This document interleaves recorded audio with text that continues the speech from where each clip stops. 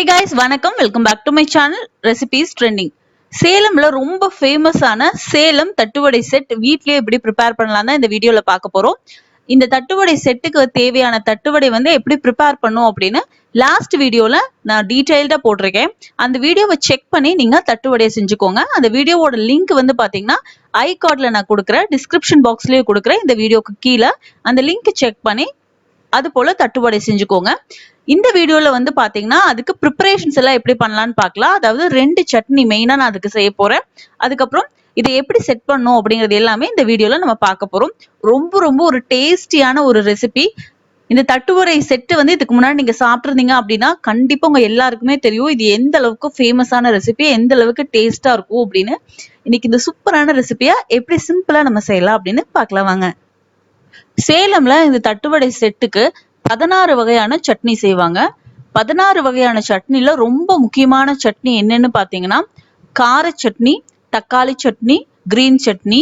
இந்த 3 தான் ரொம்ப ஃபேமஸா எல்லாருமே செய்யக்கூடிய சட்னி. இந்த 3 சட்னில நான் 2 சட்னியை இன்னைக்கு உங்களுக்கு செஞ்சு காமிக்க போறேன். அதாவது ரெட் சட்னியும் கிரீன் சட்னியும் செஞ்சு காமிக்க போறேன். இப்ப எப்படி செய்யறதுன்னு பார்க்கலாம்.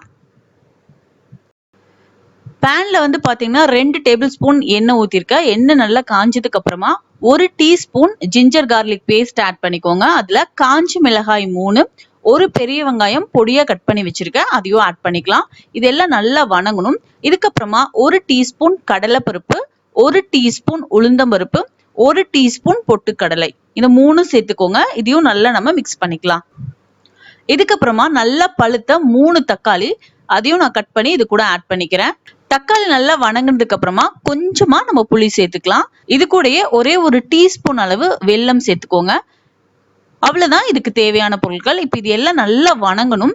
வணங்கி இந்த அளவுக்கு எண்ணெய் நல்லா சொதம்ப வெளியே வரணும். இது வந்ததுக்கு அப்புறமா இந்த ஸ்டேஜ்ல இதுக்கு தேவையான அளவு உப்பு சேர்த்துக்கோங்க.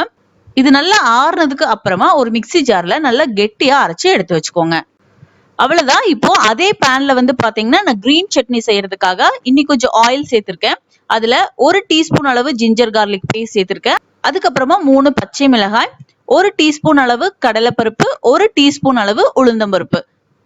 இது நல்லா வணங்கினதுக்கு அப்புறமா ஒரு பெரிய வெங்காயம் பொடியா கட் பண்ணி வச்சிருக்கேன், அதையும் ஆட் பண்ணிக்கலாம். நல்லா ஒரு பெரிய கையளவு புதினா இலைகள், அதையும் நல்லா கழுவி எடுத்து வச்சிருக்கேன். 1 கப் அளவு நான் சேர்த்திருக்கேன். அந்த 1 கப் புதினா எடுத்தீங்கன்னா அதுல 1/2 கப் அளவு மல்லி இலைகள் சேர்த்துக்கோங்க. இப்ப இது எல்லாமே நல்லா வணங்கணும். இதுக்கப்புறமா துருவின தேங்காயா இருந்துச்சு அப்படின்னா 1 டேபிள் ஸ்பூன் அளவு இருக்கிற துருவின தேங்காய் நீங்க சேர்த்துக்கலாம். நான் கட் பண்ணி போட்டிருக்கேன். இது கூடயே கொஞ்சமா புளி சேர்த்துக்கலாம். அதே போல 1 டீஸ்பூன் அளவு வெல்லம் சேர்த்துக்கோங்க. இப்ப இது எல்லாம் நல்லா வணங்கணும். இதுக்கு தேவையான அளவு உப்பு சேர்த்து நல்லா வணக்கிக்கோங்க. அவ்வளவுதான். இது நல்லா ஆறுனதுக்கு அப்புறமா மிக்ஸி ஜார்ல போட்டு நல்லா கெட்டியா அரைச்சு எடுத்து வச்சுக்கலாம். நம்மளோட கிரீன் சட்னி ரெடி ஆயிருச்சு. இப்போ நம்ம செஞ்சு வச்சிருக்க ரெட் சட்னின்னு சொல்ற தக்காளி சட்னி ரெடி ஆயிடுச்சு. கிரீன் சட்னின்னு சொல்ற மல்லி புதினா சேர்த்து சட்னி ரெடி ஆயிடுச்சு. தட்டு வடையும் ரெடி ஆயிடுச்சு. இந்த தட்டு வடை எப்படி செய்யணும்னு ஆல்ரெடி வீடியோ போட்டிருக்கேன், லிங்க் டிஸ்கிரிப்ஷன் பாக்ஸ்ல இருக்கு, பார்த்து செஞ்சுக்கோங்க.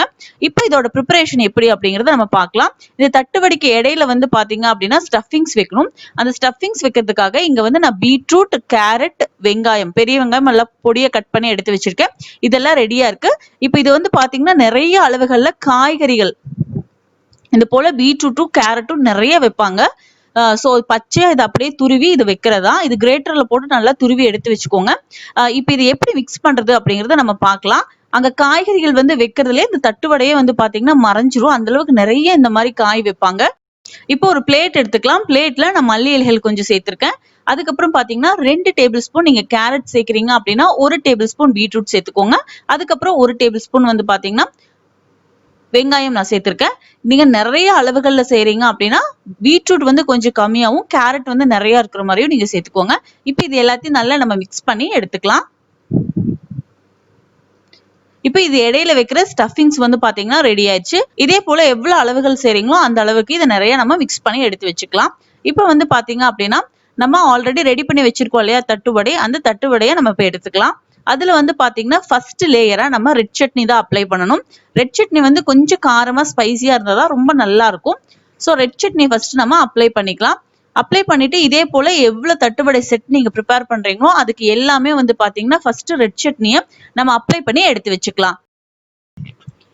ரெட் சட்னி போட்டதுக்கு அப்புறமா நம்ம ரெடி பண்ணி வச்சிருக்கோம் இல்லையா ஸ்டஃபிங்ஸ், அதை வந்து நிறைய வச்சுக்கோங்க. அந்த பீட்ரூட்டு கேரட் துருவல் இருக்கு இல்லையா, அதை நிறைய வச்சுக்கோங்க. இந்த காய்கறி துருவல் தான் அதிகமா வைப்பாங்க. ஸோ இதை நிறைய தேவையான அளவு நம்ம வச்சதுக்கு அப்புறமா இது மேல வந்து பாத்தீங்கன்னா டேஸ்ட் கொடுக்கறதுக்காக எலுமிச்சை சாறு கொஞ்சமா நம்ம பிழிஞ்சு விட்டுக்கலாம். நிறைய செட்டு செய்யலாம் தட்டுவடை செட்ல. வெங்காயம் செட்டு, தக்காளி செட்டு, பூண்டு செட்டு, இந்த மாதிரி நிறைய செட்டு இருக்கு. இதுக்கு அப்புறமா வந்து பாத்தீங்கன்னா தட்டுவடையில நம்ம நெக்ஸ்ட் செஞ்சு கிரீன் சட்னி இருக்கு இல்லையா, அதை வந்து நம்ம அப்ளை பண்ணிக்கலாம். ஸோ இதே போல எவ்வளவு செட்டு நம்ம ப்ரிப்பேர் பண்றோமோ அதுக்கு எல்லாமே கிரீன் சட்னி தடவிட்டு இப்போ இது மேல நம்ம வச்சிடலாம்.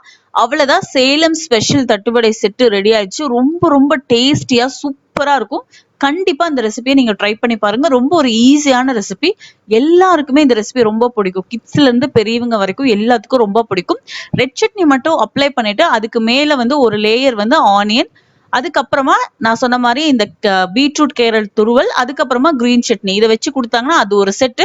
ஆனியன் செட் இருக்கு, முட்டை வச்சு கூட செஞ்சு தருவாங்க. ரொம்ப டேஸ்டியா இருக்கும். உங்களுக்கு எது ரொம்ப பிடிக்குமோ அந்த செட்ல நீங்க செஞ்சு பாருங்க. இது பேசிக்கா நம்ம எப்படி பண்ணணும் அப்படிங்கறது இன்னைக்கு நான் உங்களுக்கு செஞ்சு காமிக்கிறேன். உங்களுக்கு அதெல்லாம் வேணும் அப்படின்னாலும் கண்டிப்பா நீங்க கமெண்ட் பண்ணுங்க.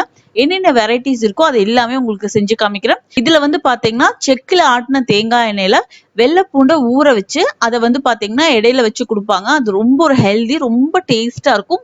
உங்களுக்கு அந்த மாதிரி ஏதாவது வேணும் அப்படின்னா கூட கீழே கமெண்ட் பண்ணுங்க. உங்களுக்கு சேலம் தட்டுவடை ரெசிபில மத்த செட்ஸ்ல என்னென்ன டிஃப்ரெண்டா இருக்கோ அது எல்லாமே உங்களுக்கு ஒரு நாள் நான் கண்டிப்பா செஞ்சு காமிக்கிறேன்.